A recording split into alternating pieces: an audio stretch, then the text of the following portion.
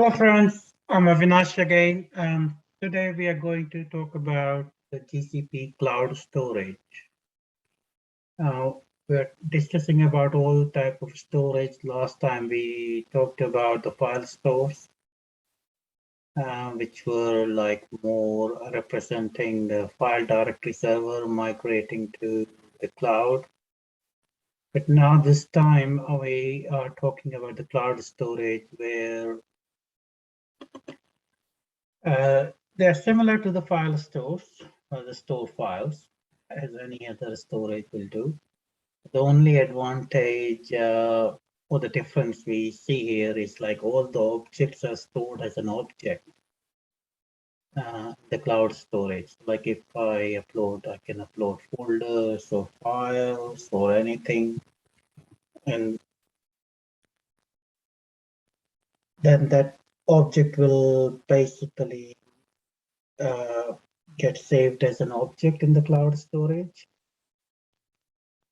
Um, yeah, the uniform name, we call it bucket, but there's a reason for it. It's more,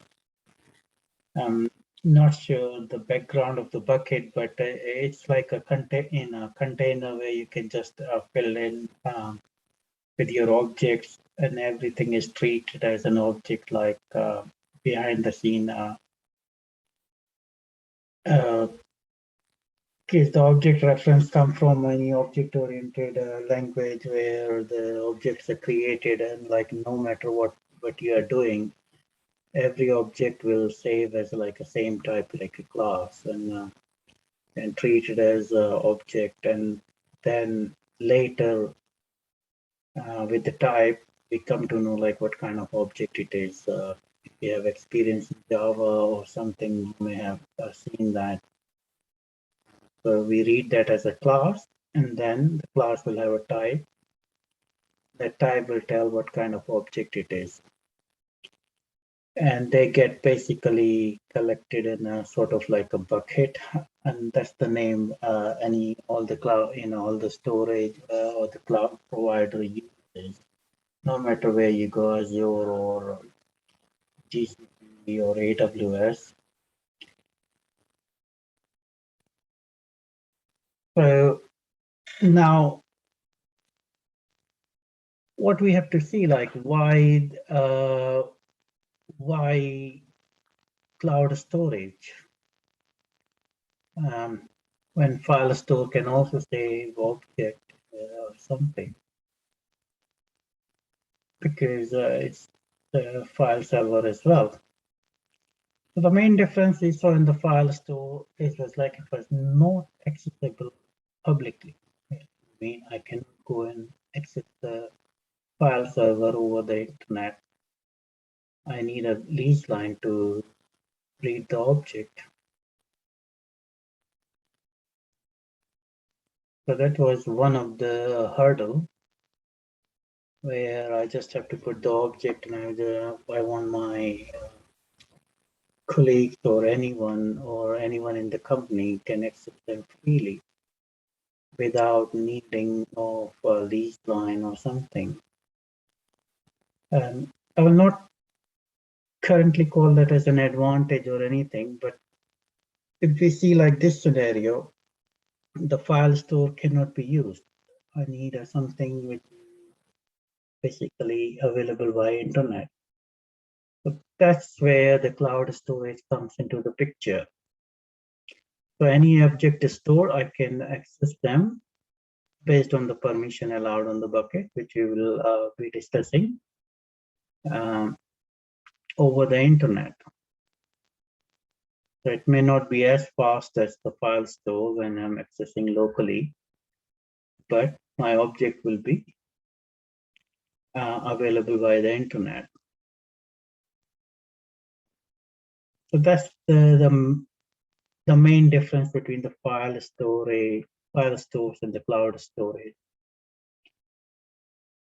So based on the permission, I can access them using the internet. So that's the main difference. I will talk about it now. And There are more few advantages we will explore in the demo. And so right now we just quickly go through the key features. What are the key features and why we should be basically, um, what do we now, what advantage do we get from the cloud storage? Um, so that's the one thing we already discussed. The objects are available by the internet based on the permission.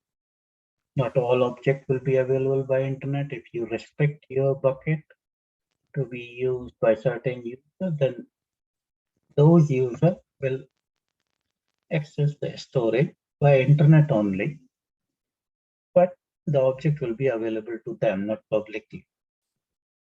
So you can pretty much control the permission on the bucket. So the first advantage we can think of is the file versioning. So by default, the versioning is off. So what does it mean? Like if I upload object A and then re-upload object B, if the versioning is switched off, then the new one will replace the old one. So I will not have any history.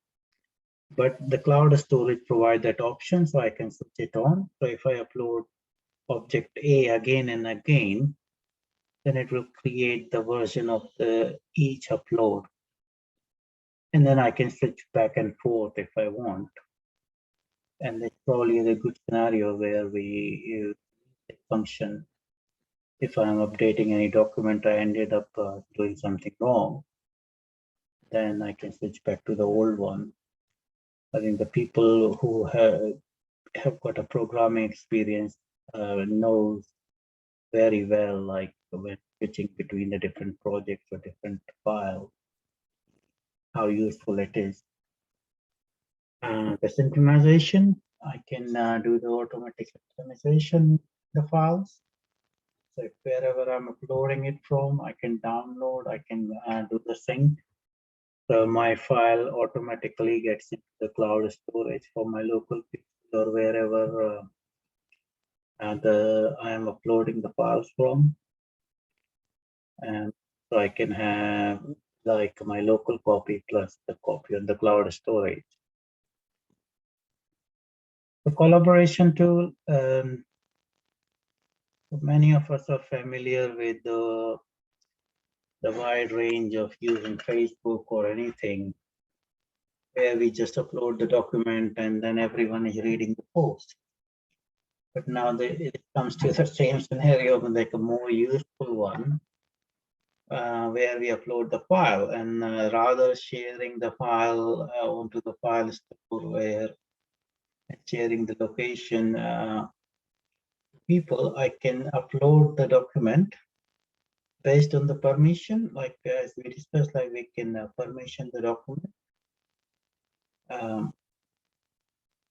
I can allow access to this, like a group of people or public or whatever,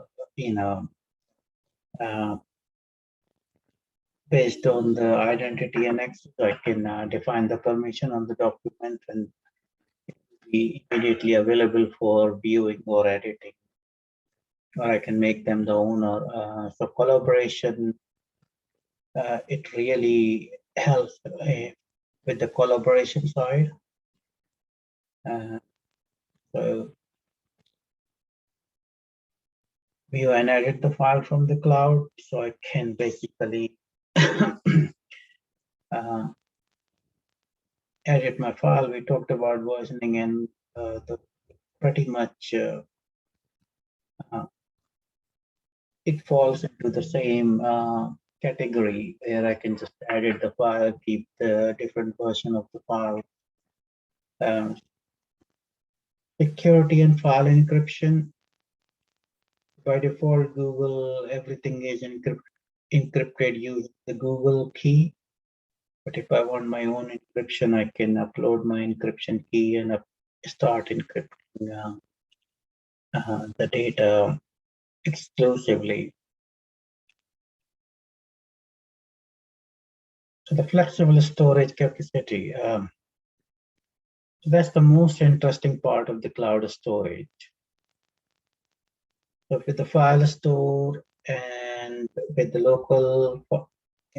in local disk and other storage we studied, the main difference was we are buying space, although no matter we can buy them in chunk there as well. We can extend the disk in 10 gigabyte, but we still need to like pre-plan and buy some disk uh, beforehand before like I can upload any document or put any documents there. But with the cloud storage, it's like open bucket. I can just start filling up uh,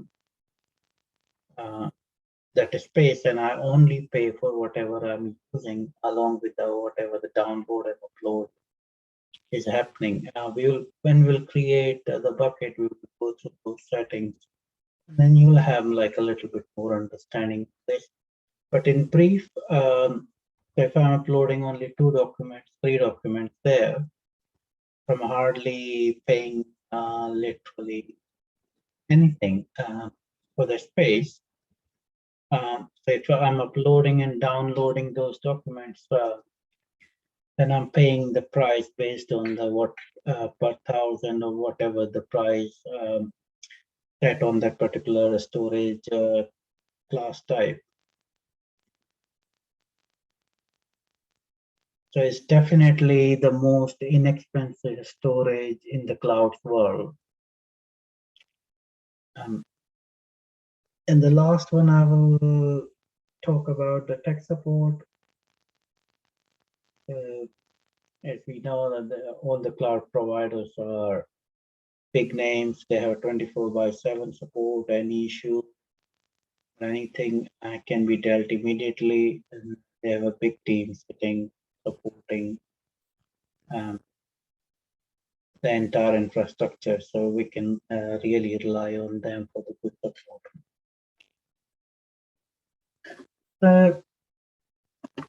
Now, I think I will start creating a bucket in the GCP console. So history demo. As a topic we'll try to cover is like a create bucket, the type of buckets. We'll try to play with the permission, public and authenticated access. If we can basically put some static data from, there are many sites available where you can download the free CSS them, or you want to create your own static website, it's up to yourself. So this is what we will try in our demo. So let's switch to GCP console and start playing with the bucket for the cloud storage in real. Okay, so I already got 2 buckets, but let's create one bucket.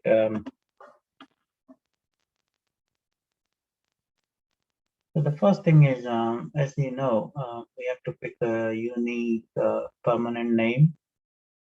I cannot change my bucket name once it's allocated. And if I type in APG, so it will validate. I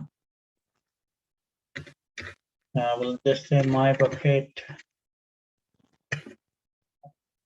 because I've taken 1 and 2. So I'll take 2. It's already taken. Let's say 3. It's available.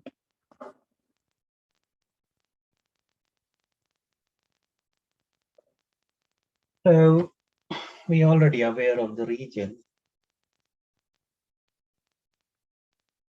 I will not go through in details, like, but probably if it's the cheapest, then I want the like higher availability. So I will go with the multi-region, but based on your requirement, you free to choose whatever is applicable for your requirement. If it's a region-wise, then you can. So as you can see, the rate will vary how much you upload. 0.02, so cent per GB per month. The data retrieval size is free, and then you will have some money to upload and then download and upload the document. Sorry, the class A operation upload, set bucket permission, download object, view metadata, retrieve bucket and object permission. Multi-region, definitely.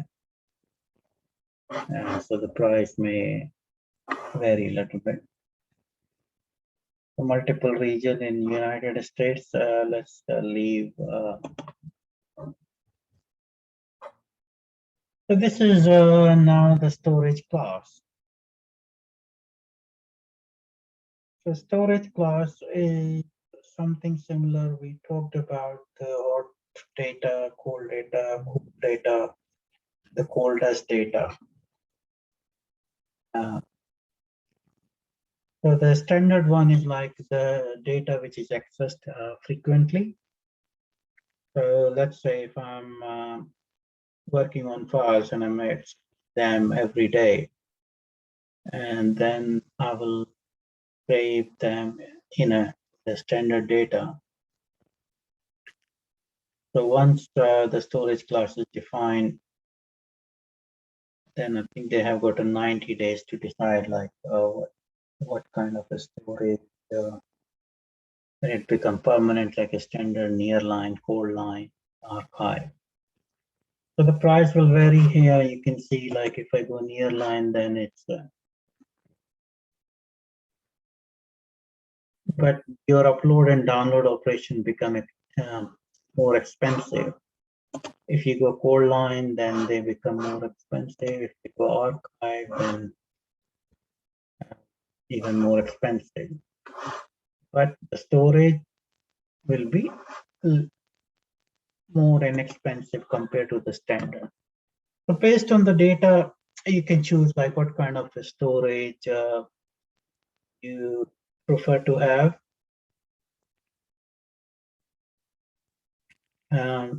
So for the demo, I will just keep it as a standard because we just want to see like how the data is uploaded, and we'll play around with some permissions, so it does not impact that much. The lifespan of the bucket we're creating is hardly a day or two. Okay, so let's continue standard. So now the final thing is like we decide whether we want to allow public access on the bucket, or it will remain the authenticated user. What the authenticated user means, like I can control the permission, and then the certain user will only have the permission. So we'll read more about the permission event. We'll be talking about in IAM, Identity and Access Management. But we will show you some permission here. Right now, I probably cannot fiddle much around because in the demo I only have one user. So, but we'll see. I'll try to access the file from the different browsers, so you will see like what the authenticated means. In the same session, it will automatically pick up my user. So, but the different browser will not know who am I.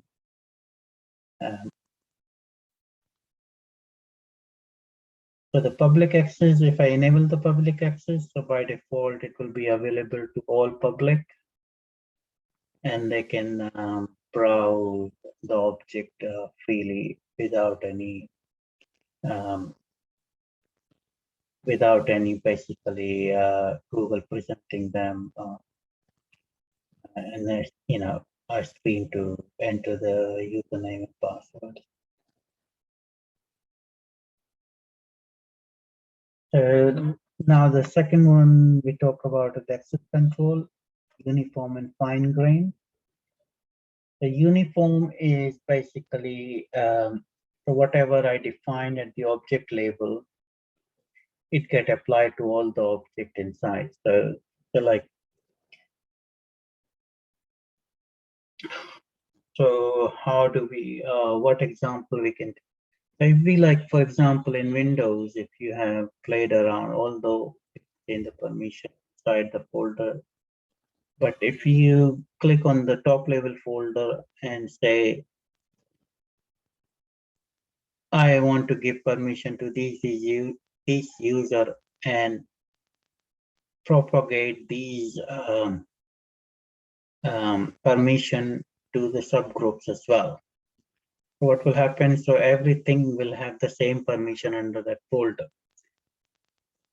So I will not go deep into that because Windows will allow you to change the permission, go into the subgroup and change the permission again of the subgroup. That's the difference between the uniform and fine grained. The uniform, what will happen, whatever the permission is allocated from the top group will basically remain the same. So I cannot go and change permission on the subgroup. Where in the fine grain, it will allow me to change the permission on the subgroup. So that's the main difference between the uniform and fine grain. So this is more useful. So both access control has their own use. If I like to have all the object to be available public or private, and I don't have to fiddle too much around, and I control the permission from one label, and I know what exactly who I am allowing, then I will to go for the uniform. So this provides me like a better sort of control on the object inside, whereas in fine grain, it gets tricky, but both has their own use, and I will not say that the one is better, uniform is better than fine grain, or fine grain is better than uniform, but both of that has their own use. So based on the design, you can choose whichever you want to go for. We'll create two buckets here and try both of them. So let's go with the uniform first. I don't want to set any retention policy because like I can pay in the life cycle of the bucket, I can define how many days my object should live. If I want to assign a retention policy, so that no one can modify or delete those objects, I can define the retention policy. We may cover this maybe later, but let's not worry about the labels. If I want to create any label for search, or internally it will speed up or grouping things together, I can create the label. But let's leave everything default and say create.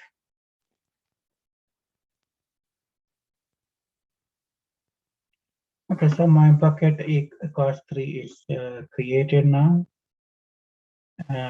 Let's quickly create another bucket with the fine grain option. Task 4, create bucket. I will not go for my bucket Ekascloud taken. So continue, filter region, continue, standard, continue, fine grain, continue, and I will do create. So now I've got two buckets.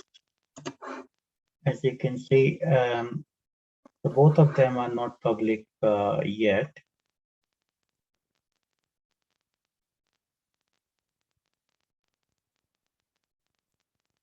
Okay, so first, let's play with the uniform bucket. So I upload my file. This is my CV. And so I can clearly say, and it will not give me edit permission. As you can see, I cannot edit the permission when the bucket type is uniform. So this is one is clear. So, and I will not have any public URL not applicable. And if I go with this in the another browser,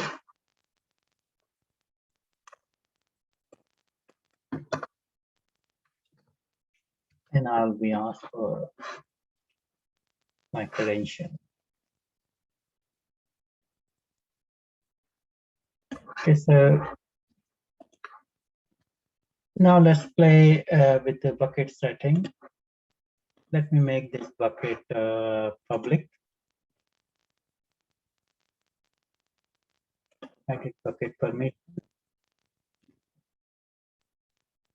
So I can just click on remove public. And you can see that has been previously granted to all users will be restored. So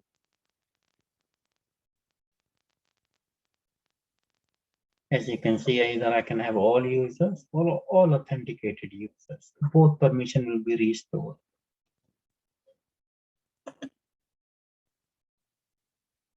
Okay, so now if I go inside the bucket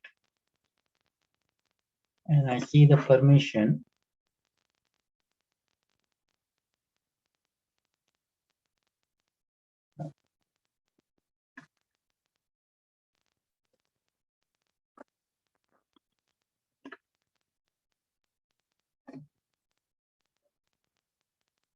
so now let's see if I can access that document we uploaded. Will it have any public URL? So right now, the permission has not been restored on the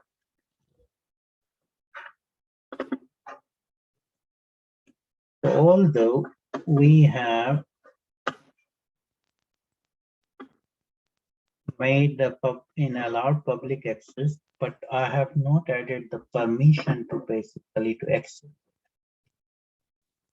So this is why like my documents are not yet public, although it's said will be restored, but I am not able to see the permission on the bucket that all users has been added. So let me just try one more time. Added bucket permissions to prevent public access, not public. Not public yet. So to restore the public access, I need to add the role for all users. And whether I want to give the writer or owner permission or the reader permission. So these are the two reader permission I can add. A read access to bucket with object listing. For example, like it will be sort of like if I go back one page up, if I have multiple folders, like the user should be able to see all the folders in the listing. And the other option is say like if they will only see the document with the specific URL. If they don't know the URL, so for example, in the Windows, if I don't know if basically I'm not able to go up, then I can only go to folder, which I know from the command line. I am just typing in at the same thing. If I know the URL, I can browse to the document with the full read permission. And this one is like with the folder. If I go to the one folder URL, then it will list me down all the So let's with the folder with the view, the object listing. And now you will see it will asking me to allow public access.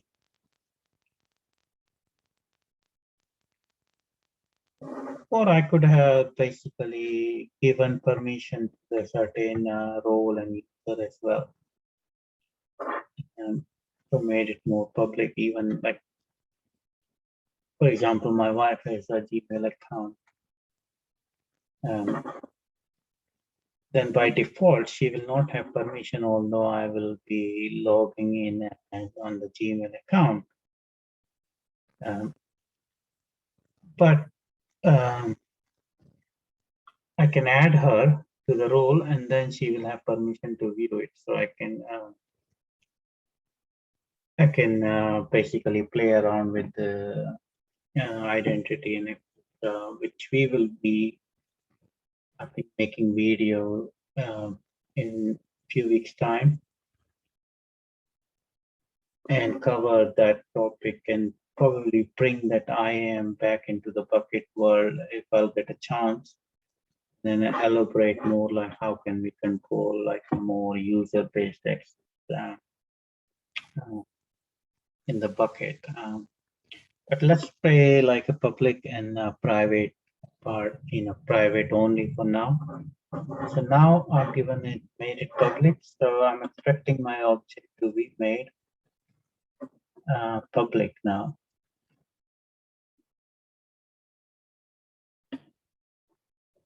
As you can see now, the public URL is available along with the authenticated. If I go to my browser now, if I type in this URL, I should be able to be just denied. So edit permission.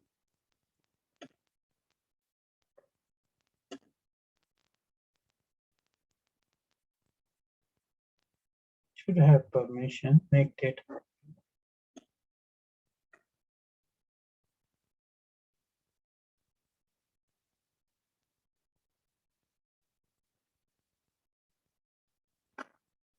Public to internet.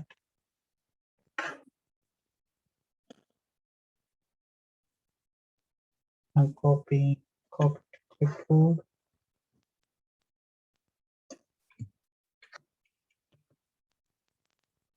Anonymous caller does not have storage of software.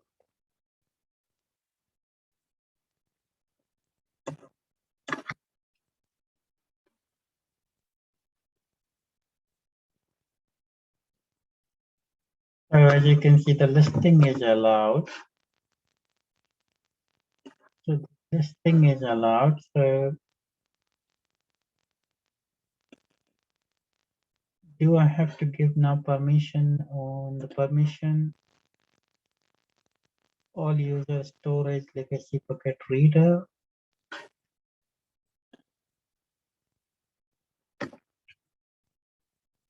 All users reader without listing. Okay, so for all users, I've given object reader. Oh, sorry, I gave the wrong permission. I gave the bucket reader, which will give me the object listing. Now I'm giving the permission as an object reader. And I'm hoping when I will put that URL now, it should let me see the document.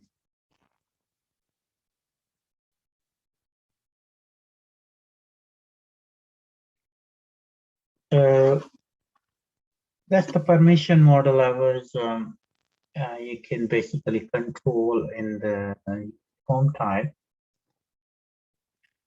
And now, before we jump onto the fine grain permission model, I want to quickly show you around how we can create the static website. So for that, I downloaded one static website, it's just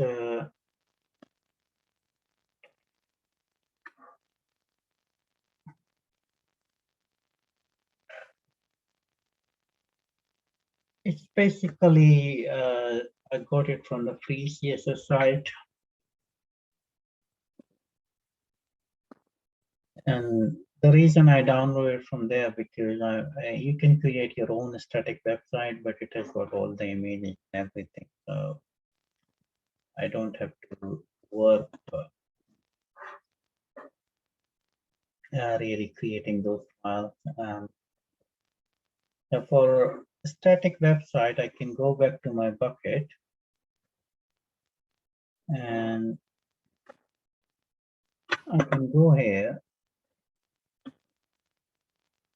and you can see like I can go and say edit website configuration. And that's where I can just say index.html.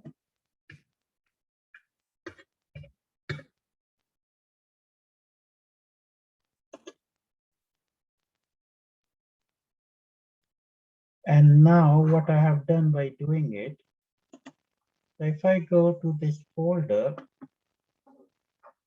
let me just go to the folder and type in pan west pan west. So this is my object listing. Then type in index.html.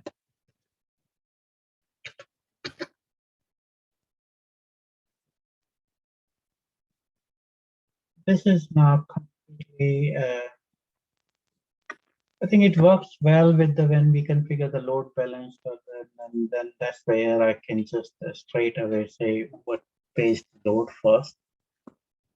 Right now I have to go to the full path. But as you can see, this is like the full website.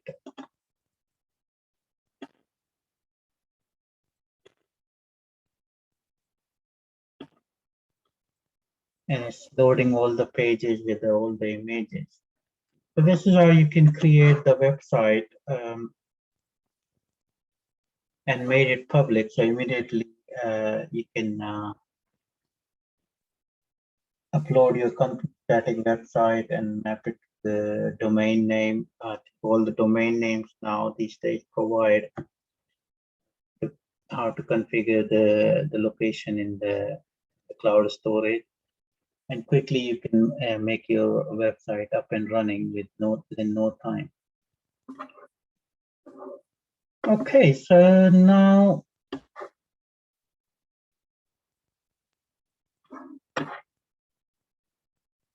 move to the fine grain one. So we have explored now the bucket, a uniform bucket, how to create a bucket, how to upload the files, how to upload folders, play with the permission. The same thing now we'll do it in fine grain. So we spoke about the Windows folder example when we were giving the top level permission and the subgroup permission.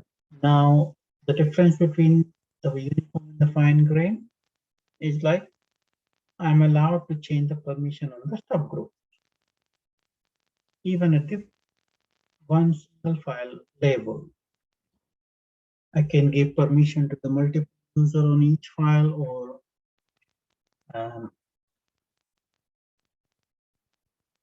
do anything basically. So each file can have a different permission, different user access. But definitely you can see the difference. If I am managing the complete set of files with a single access label, and then I will go for the uniform where I know like whatever the permission given at the top level, which I can read single go, will be applied to the every file in that bucket. With a fine grain, each and every object can have a different permission. So more due in digital and more controls will be required to control the access, and we will clearly see now. So this is right now public. So first, let's make it permission, and then remove public access prevention. Confirm. So we have made this now public. Subject to the object itself. So now this is fine grained. And now let's upload an object, load a file, download my CV again.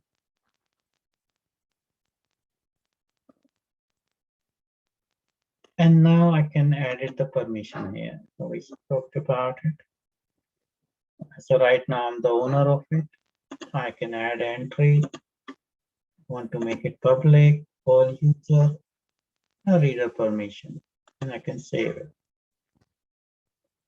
You can see the object permission immediately changed to the public, and I can basically now copy this URL just in case I have a session from. I will open a different browser completely now,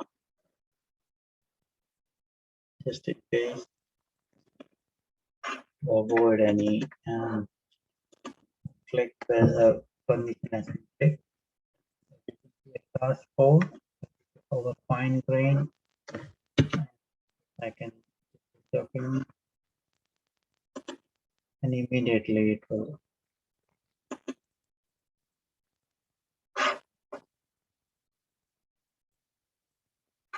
I've got one application to view the files. Immediately my CV is available.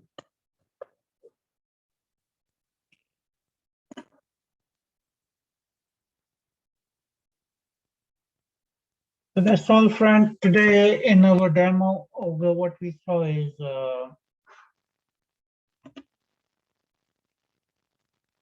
we created the bucket.